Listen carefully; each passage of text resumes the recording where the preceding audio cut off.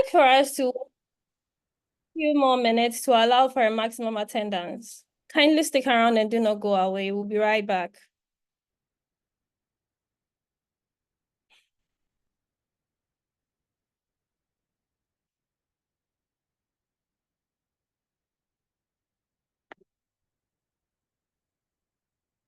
SPE for me is my second home after my actual family. I have joined SPE when I was pretty young. I won't say how young I was, but I tell you, I have been with SPE close to 40 years. The time, effort, and money you invest in SPE pays tremendous payback to your career, to your social network, and to your professional growth. I would not have done it any other way.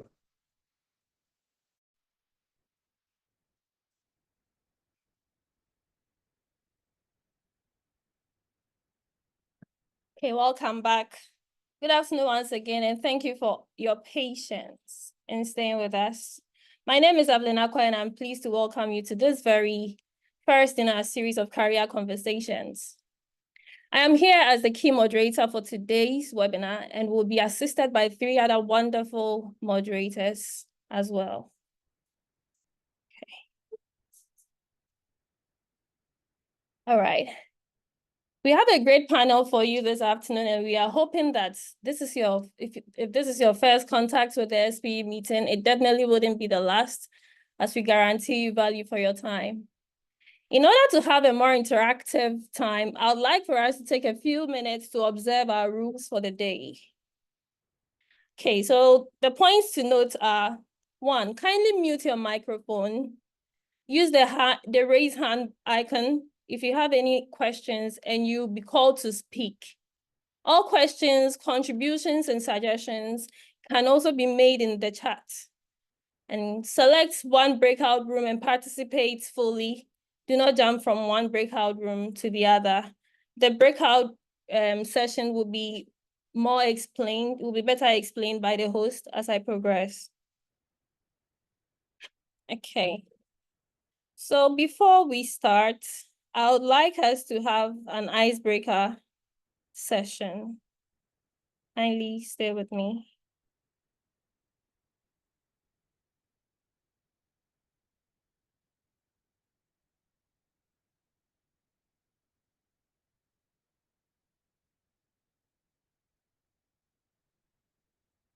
All right.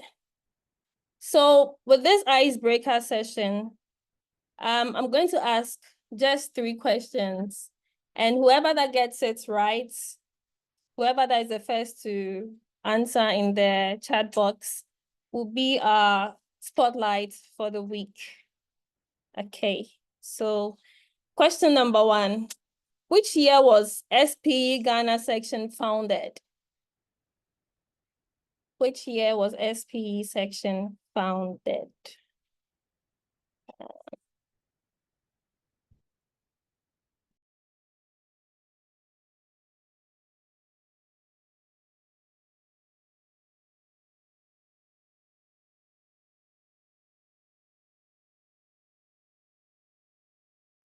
Okay, 2010, and Kelvin Ariapo had it right.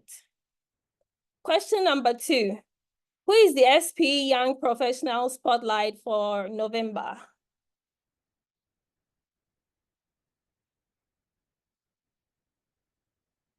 Who is the SPE Spotlight for SPE Young Professional Spotlight for November?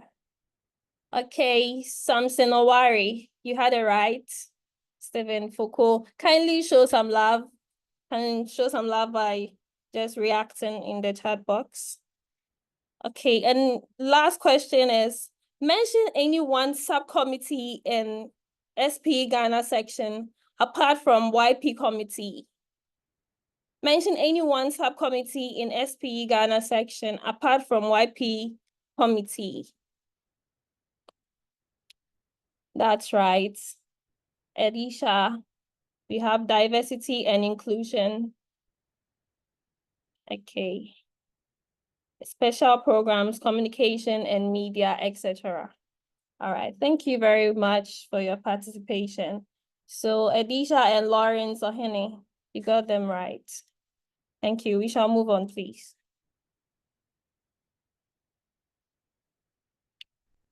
All right. Okay. Having understood all that's been said, we shall continue with our introduction. The point for today, okay, let me just run you through the program outline. We shall we've done the welcome and introduction. We shall be having our opening address, introduction of speakers, breakout room allocation, regrouping, panel recap and highlights, open questions and answers, summary of takeaways, and then vote of thanks. All right.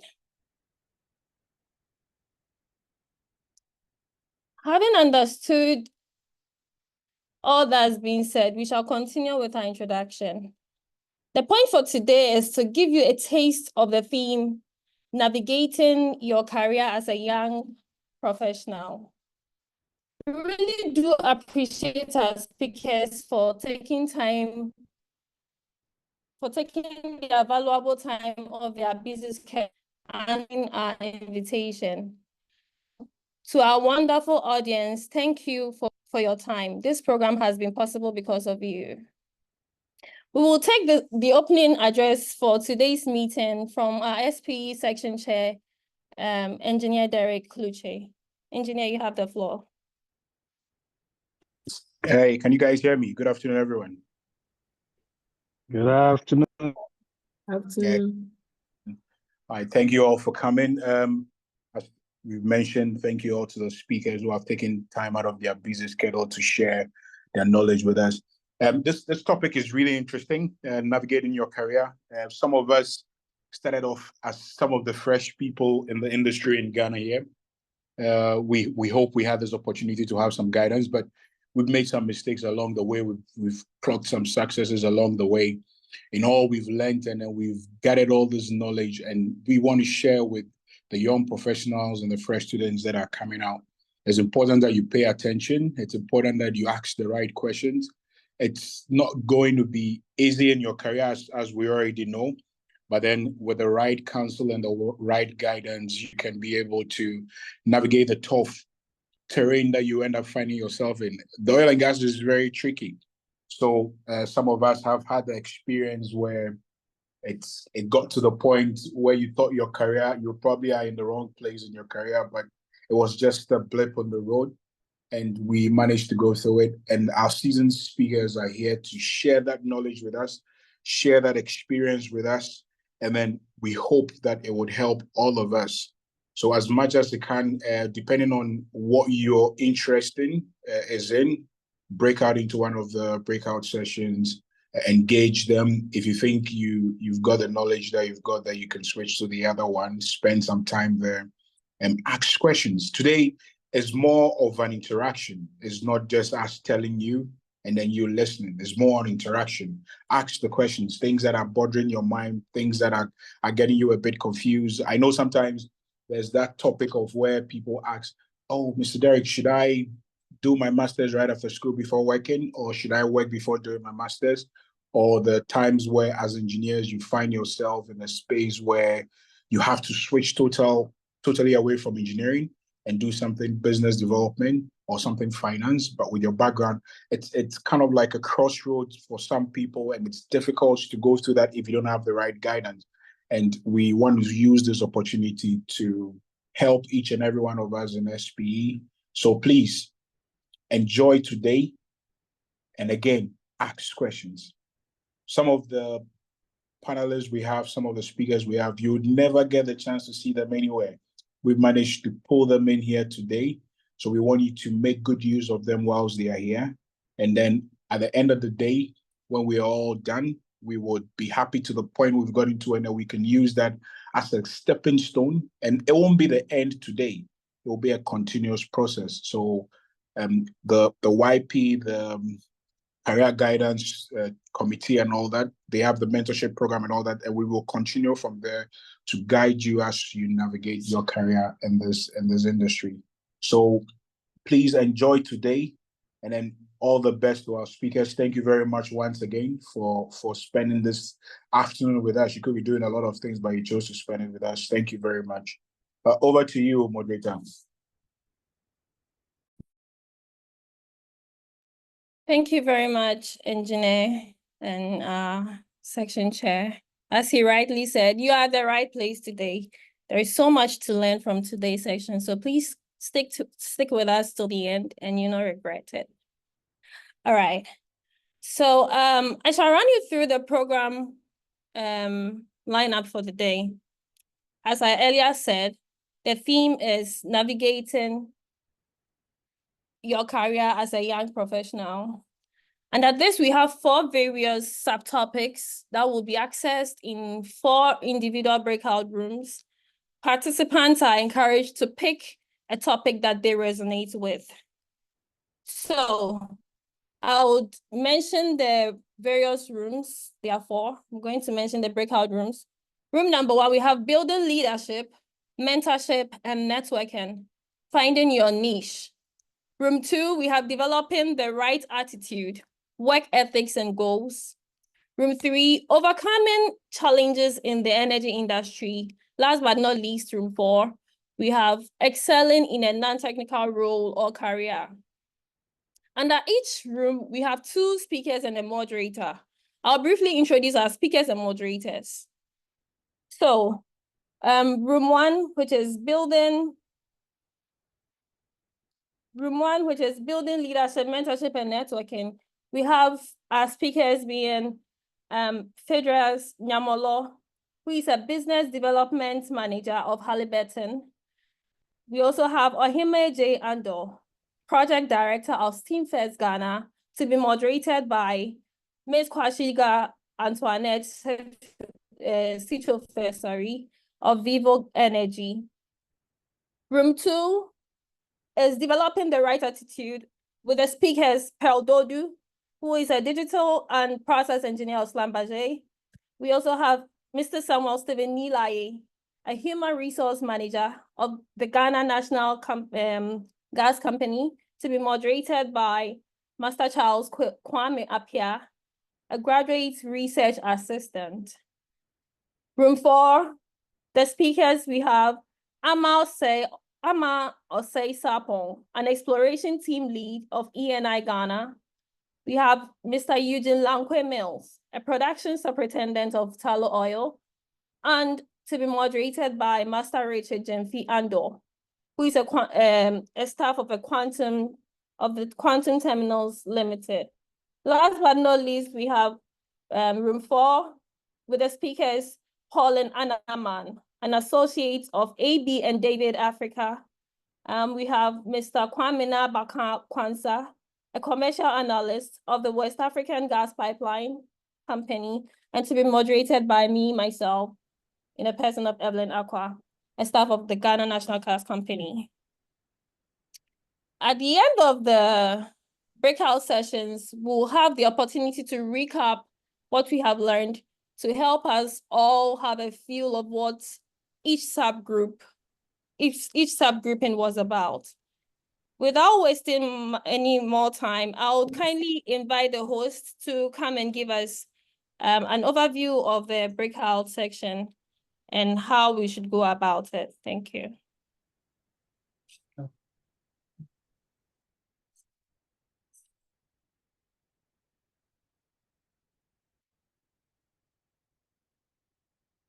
And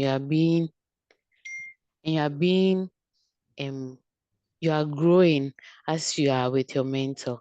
And she finally said, saying hi doesn't kill. Be nice, always smile. Thank you very much.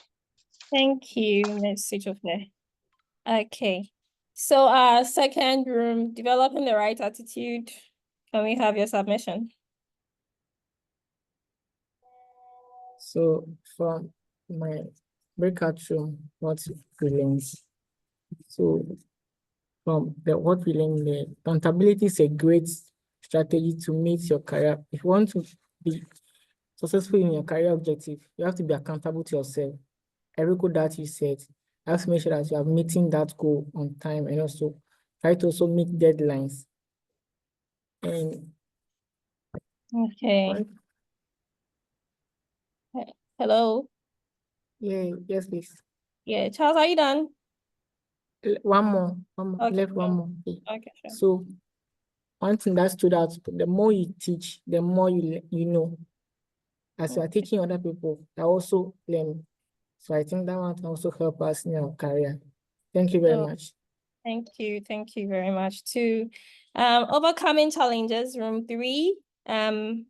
Master Richard Jemfi, can you please have it? All right, thank you very much, Evelyn. With our breakout session, it was very interesting and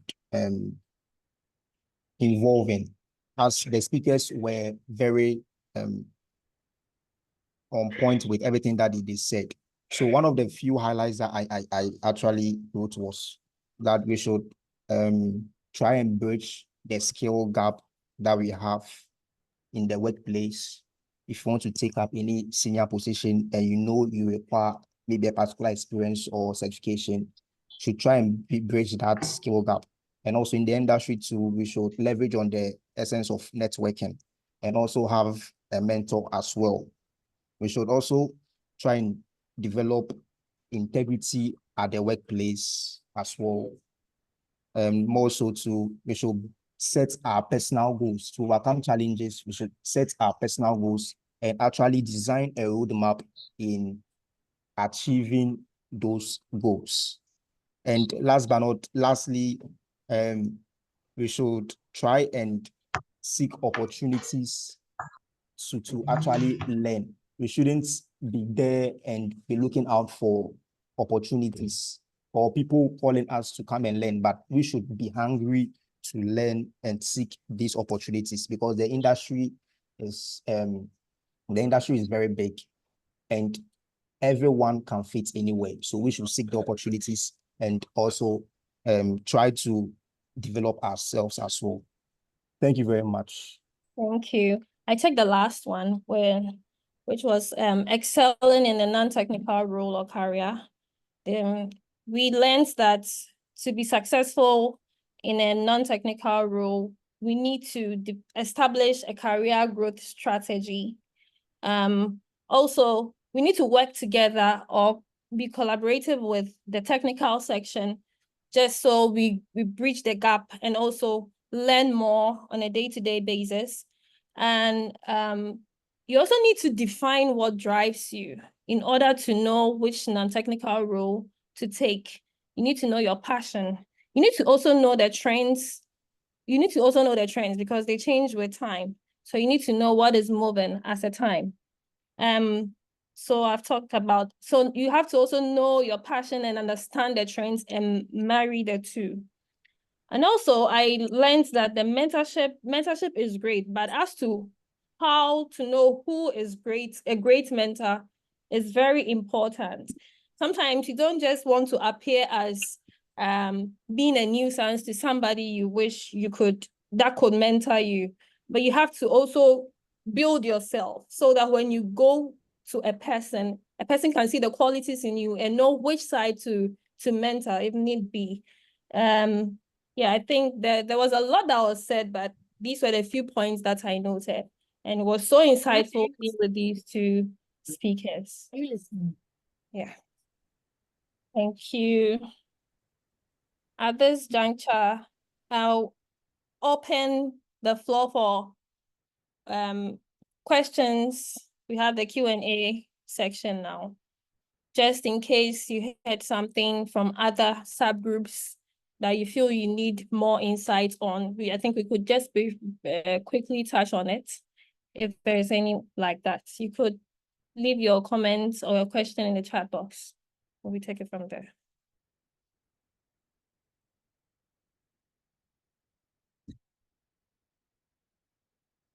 Okay.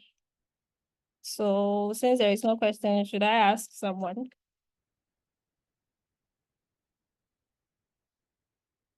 Everyone is okay.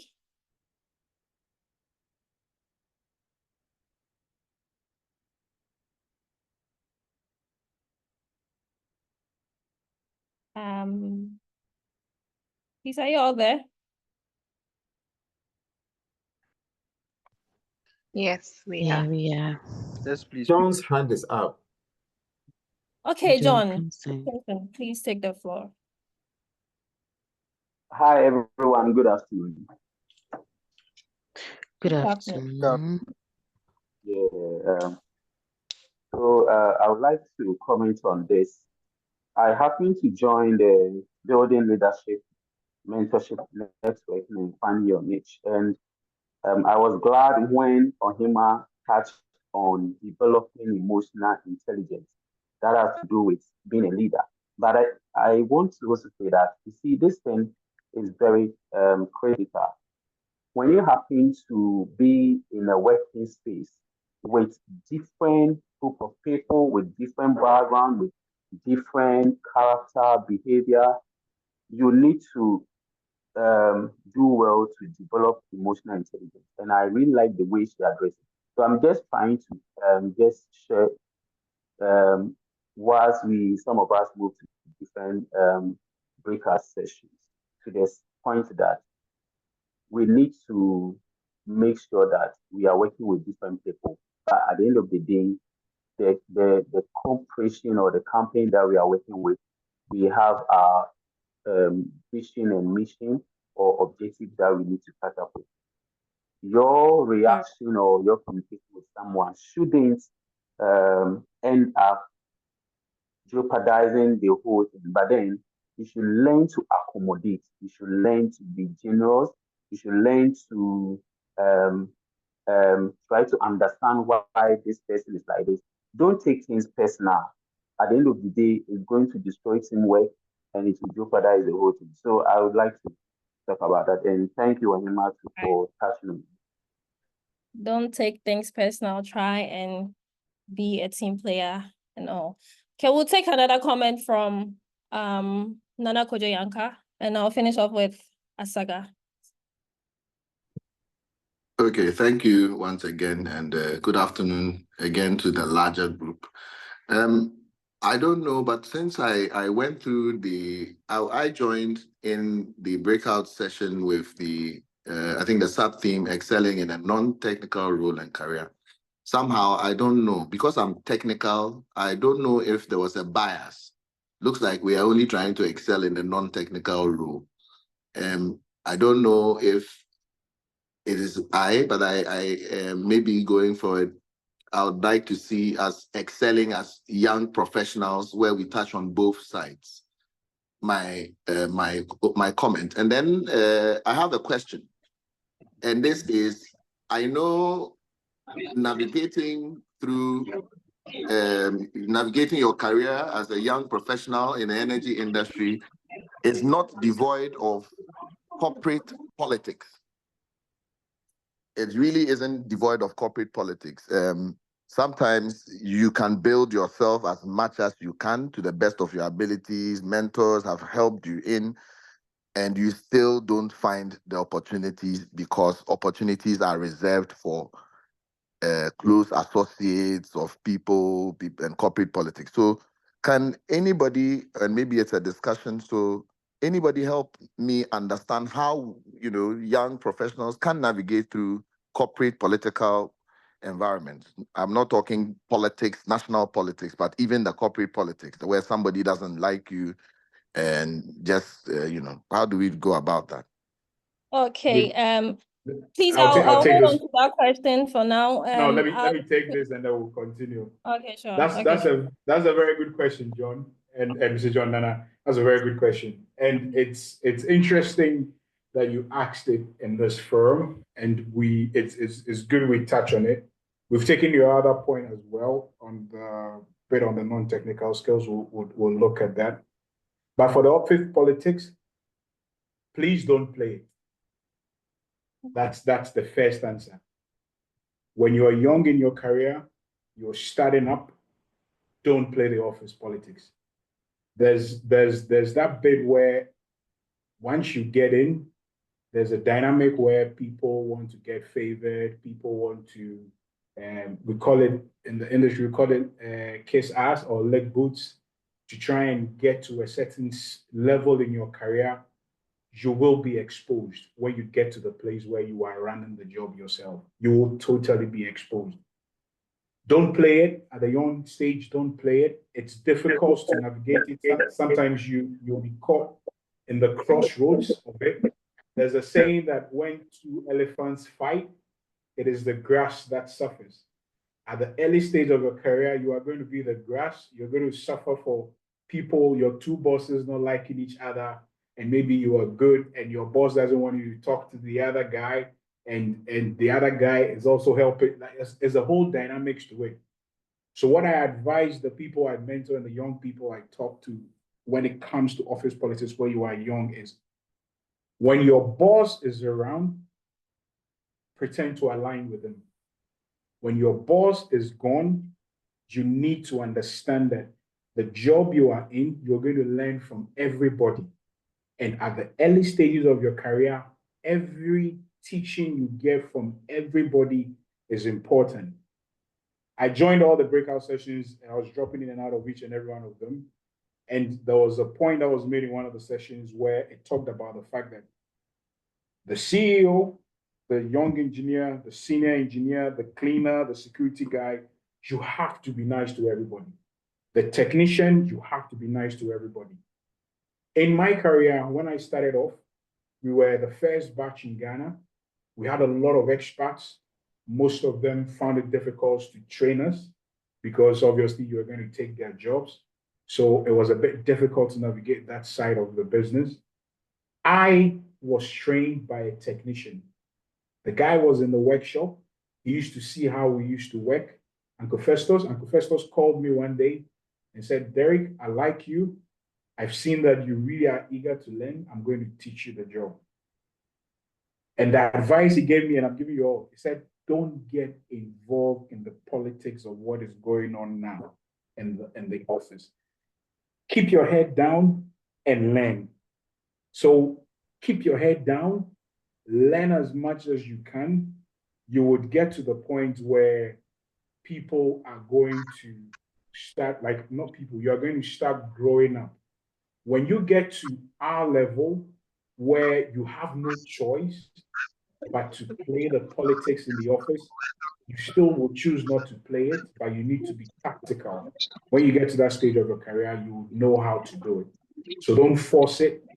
Some of it can be very damaging to your career. Eugene and his group touched on the point where you get to a place and everyone likes you because you are the go-to guy, you get the job done and everything. We call it the halo effect. And then there's that bit where we call the horn effect, where you mess up big time and nobody wants to work with you and stuff like that. If you play the office politics and you're on the wrong side of it at the early stage of your career, you will get stagnant. And that is when the frustration comes in. It's very difficult, but keep your head down, be the best that you can be, expand your get to the point where you not Joel, can you kindly mute? Okay?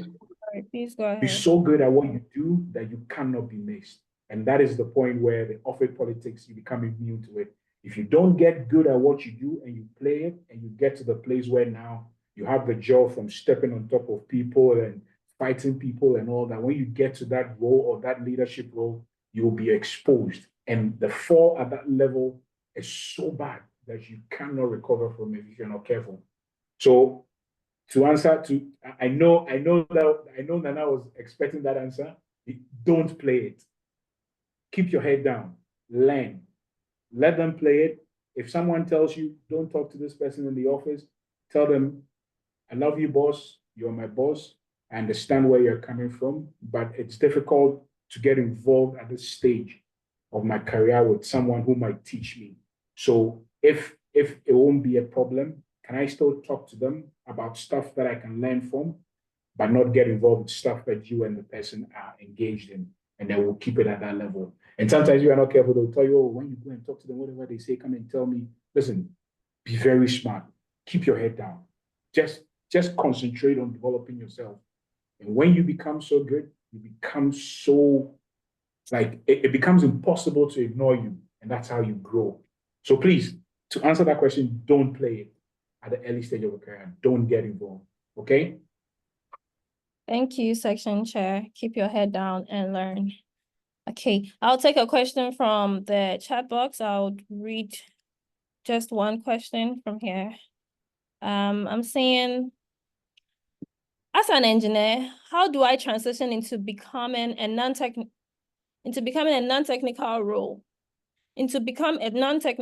Sorry, as a supplement when the floor is silent. I don't know if the question is clear, but who would take it, please?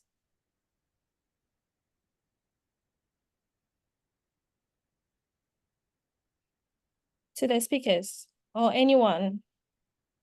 If the question is clear, I think someone can take it.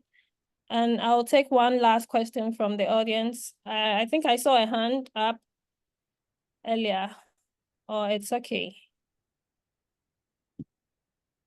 Evelyn, if you could just repeat the question you just read again, it was a bit vague. Okay, so Daniel Upon said, as an engineer, how do I transition into become a non-technical role? Okay, I would attempt to rephrase it and then try to answer it. And if it's not what you're asking, please feel free to drop a note in the chat and we'll answer the right question. But as you said it or typed it out, it sounds like you're asking, you're an educated engineer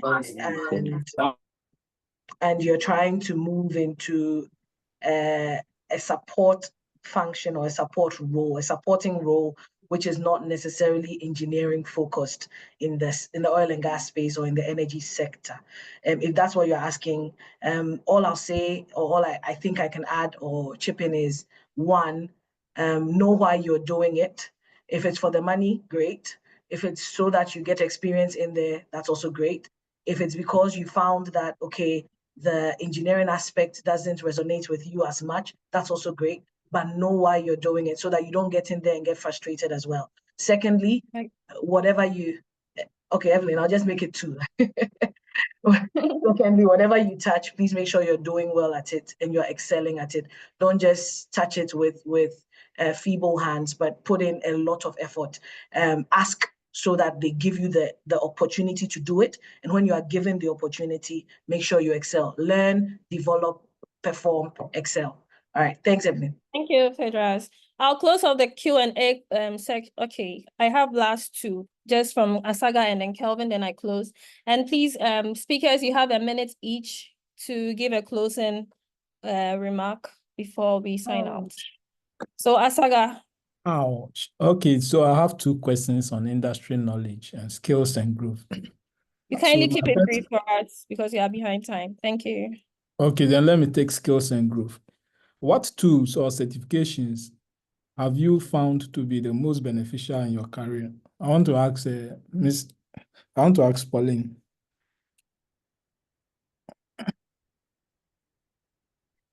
Pauline, please, are you there? Yes, I'm here. So what Okay. tools and certifications have I found relevant to my career? Yes. Basically, over the years, right now I'm a lawyer. I remember I mentioned that during my policy rules at ASEP, I saw the need to understand the law. So I took the step to do that, and right now I can do so many things with my legal career. And in the green transition space, I have taken on specific courses, and also I've done data analytics, just so that you know, I can deal with certain issues even as a lawyer. Yeah, so it depends on what you want and where you want to go. That will tell what specific actions to take. So these are some of the things I have done, taking on courses, additional courses each time, whether it has to do with, you know, doing school again, or, I mean, some people don't have the time to do all of that, but I think that life itself is school. So each time I get the opportunity, I take, even currently, I'm doing development finance at the University of Ghana. So, Yes. Pauline, there's no age limit No, to it. no, there's no age limit. The only time you stop Okay. learning is when you are dead. You're dead. Sure. Thank you Thank very you. much. Kelvin, please finish off Okay, with your so question. mine is Yes. I would just like Pauline again to talk about something that she mentioned during our discussion. That was the excelling in non-technical roles. She mentioned something very key, that the roles we call non-technical are actually technical in certain fields. And so, and then they mentioned teachability. So which means that you'd have to learn those roles. They don't just come say by chance or with once you decide, then you have those skills. So I'd just like for her to reiterate that point. Oh, my brother, you've reiterated it for me. Oh. As long as so legal in the energy industry is deemed non-technical, but when you come to my field, a lawyer, you can never be a lawyer without going through the technical rigors of law school and understanding certain fundamental things. And the way lawyers understand things are completely different from common sense. So that's just one example. Another example would be if you are an analyst, data, and maybe you are doing commercial stuff. That in itself is a field in its own right. So that's the point I was trying to make. That the fact that it is called non-technical in the space we find ourselves does not mean that it's not technical in its standalone space. And we have to be mindful of that and make sure that we have confidence in ourselves that we are adding value. And it is an ecosystem. Without these areas we are talking about, the others, the technical, they could do all they can with their technical, but if you are doing technical work and you are not compliant, your business will shut down. But you need the lawyers and those other experts in those other fields you call non-technical to help the technical aspects run. Basically, that's the point I was making. And then the point about teachability, you have to have a mindset of wanting to grow each time. And when you have a teachable spirit, it only means that you do not rest on your laurels. You are open to new knowledge. And the world is ruled by people who have ideas and innovation. And sometimes the innovative idea comes from having multidisciplinary views about things. Somebody could have a tunnel vision about an issue, but because you have opened yourself up to learning new things, you could see the various dynamics to a particular issue. And when you bring your perspective on board, there is value. So teachability is a fundamental skill that anybody who wants to excel in their life and in their career should have. And that spirit of teachability is not taught in school. It is not given. You have to be intentional about it. Thank you. Thank you very much, everybody, for your participation. I'll just take the summary of takeaways from our individual speakers. You just have been about 30 seconds to just wrap up everything. I'll start ready. Please, any other person, any other speaker? You can take the floor.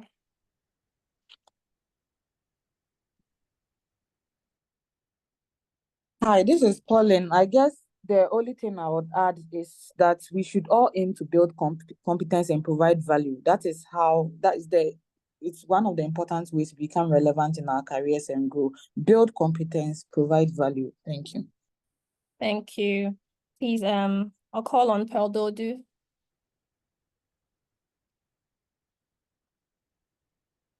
Please, any other speaker can just, whoever is Hello, ready. can you hear me?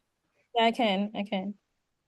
Okay, so I would also like to say that developing the right work attitude or work ethics will help us go further with our careers. So it's very important that we try to be professional, be proactive, we should be adaptable, and then we should always remember to be goal-oriented. That will help us. Thank you. Thank you. Mrs. Pedro is ready. Yes, I am. Okay. I'm right here. Yeah. I think one thing that resonates is be intentional. Be intentional about growing. Be intentional about excelling. Be intentional about changing. Be intentional about everything. And being intentional includes planning. It includes staying focused and trying your best whenever you're given the opportunity. So be intentional. Wonderful. Be intentional. Ohima, can we hear your side? Amasai, please, if you are available, or whoever. Yes, so my key takeaways will be that as young professionals, we need to build resilience and also be sure that we are closing the skill gaps that we have from academia to industry. Very well. Thank you. Eugene Lankwe. Thanks, Evelyn. I think overcoming challenges in the energy sector is doable, and I'll entreat all of us. A lot of the speakers have discussed various skills that we can develop. Developing these skills help you to become a problem solver, helps you to become someone who overcomes challenges. And once you develop these skills, you'd realize that you'd be able to fit into every corner, every company that you find yourself in, and you would definitely shine and thrive in your professional career. So be somebody who develops the skills to be able to overcome challenges. Thank you. Thank you. Kwamina. Yeah, just to wrap up, I would say that challenges are really gifts to us. We should should view challenges as gifts to us as young professionals that would help us grow in our career. So that's it. Thank you. Thank you. And please, Samuel Steven, Nilai, are you around? Okay, I guess he's not here. So thank you so much. It's been an insightful discussion, and we appreciate your time once again. We'll take the vote of thanks from our young professional. Abna Yabwa, please take the floor. Good afternoon, everyone. Good afternoon. Thank you, Evelyn. To begin the vote of thanks, I would like to thank every participant on the call today for making time to join. First of all, to our speakers, thank you for your time. We truly value it, and for your insights you shared today. Personally, I've learned so much, and I'm someone whose career has been shaped greatly by mentorship, and even listening on this call, not having my mentor on this call, I've learned so much. And as it has been said by all, I joined Breakout Room 1. You can learn from anyone. So I will encourage everyone, every participant on this call, after this call, you can reach out to the speakers. I believe they are very welcoming, and you can learn from your peers as well. You shouldn't limit yourself. Everything has been said, so I wouldn't want to reiterate whatever has been said. Sorry, I had to clear the noise in my background. Yes, okay. And also to the planning committee members, it's been a long way coming. Thank you very, very much. The endless calls and meetings we've had to ensure that this program is successful. And to our moderators for today, thank you for volunteering. And lastly, but not the least, our section chair, thank you for your support always. We have mentorship session. Sorry, I have a very noisy office. We have a mentorship session that's rolled out yearly. So after this call, this is not the end of mentorship. Try to reach out to people. If you need help, just speak out. Thank you all once again for joining the sessions. Thank you so much, YP Chair, YP Committee Chair Abna. Thank you. We'll take a few announcements. Are you a member of the SPE yet? And what is SPE at all? The